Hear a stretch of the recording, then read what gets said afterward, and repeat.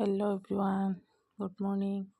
ৰাতিপুৱা উঠি আজি মুৰ্গীৰ ওচৰত আহি গ'লোঁ। মুৰ্গীকেইটাক এৰি মুৰ্গীকেইটাক খুৱাই চেজা আৰু মিছাক টোপনিৰ পৰা উঠাই ব্ৰাছ কৰালোঁ। ব্ৰাছ কৰাই সিহঁতক খুৱাই দুজনীক পঢ়াত বহাই দিলোঁ আৰু মই ঘৰ ঝাৰু দি আছোঁ। স্কুলত মিছাৰ আজি এক্সাম আছে, অলপ আগুৱাই যাবগৈ স্কুলত।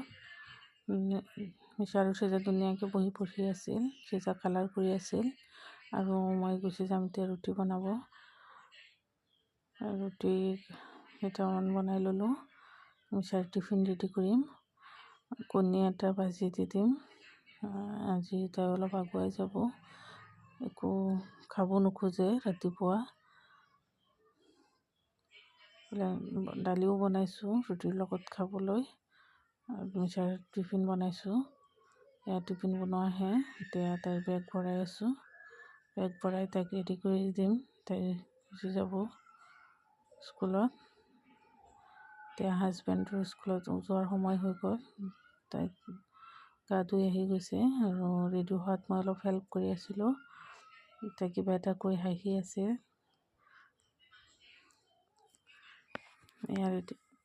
এতিয়া চবেই গুচি যাব স্কুলত, মই আৰু চেজা ঘৰত থাকিম। দুপৰীয়া ৰন্ধা নাই আজি।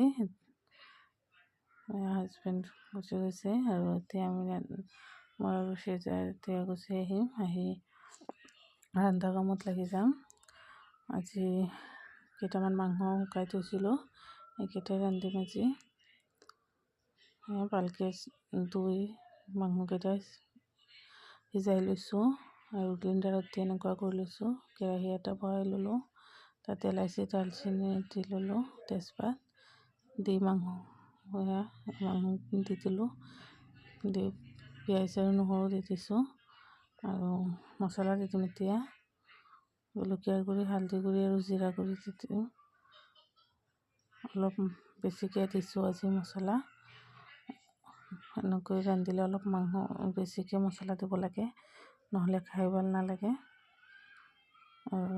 ৰাতিপুৱা দালি বনাইছোঁ, দালি আছিল। আলু পিটিকা বনাইছিলোঁ, বেঙেনা পিটিকা বনাইছোঁ। চেজা আৰু মিছাৰ কাৰণে অলপ মছলা নিদিয়াকৈ হালধি গুড়ি আৰু জিৰা গুড়ি দি অলপ চিকেন বনাই লৈছোঁ আৰু ইয়াত কেইটামান আলু দি দিছোঁ। আলু অলপ বেছিকৈ দিছোঁ, মই আলু বেছিকৈ খাওঁ। এতিয়া এইটোত পানী দি দিম, দি এইটো হৈ থাকিব। মিছাৰ অহাৰো টাইম হৈ গ'ল। কাপোৰ কেইটামান আছিল, সেইকেইটাও ধুই দিছোঁ আৰু অলপ আহি ৰ'দত বহিলোঁ। অলপ ৰ'দ উঠিছে, 11টামান বজাত অলপ ৰ'দ উঠিছে, অলপ ৰ'দত বহিছোঁ মই আৰু চেজা। মিছা আহি গ'ল, তাইক সুধি আছিলোঁ এক্সাম কেনেকুৱা হৈছে।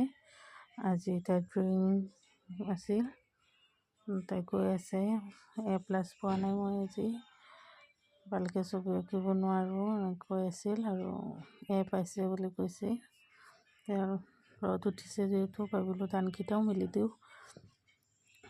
ধানকেইটা মেলা হৈ গ'ল।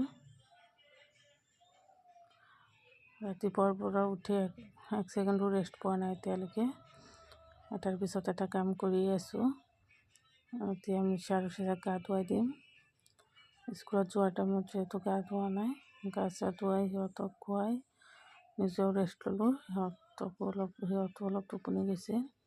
এতিয়া মুৰ্গীক খুৱাই আছোঁ। মোৰ ভিডিঅ'টো চাই যদি ভাল লাগিছে, লাইক, শ্বেয়াৰ এণ্ড ছাবস্ক্ৰাইব কৰিব। Thank U.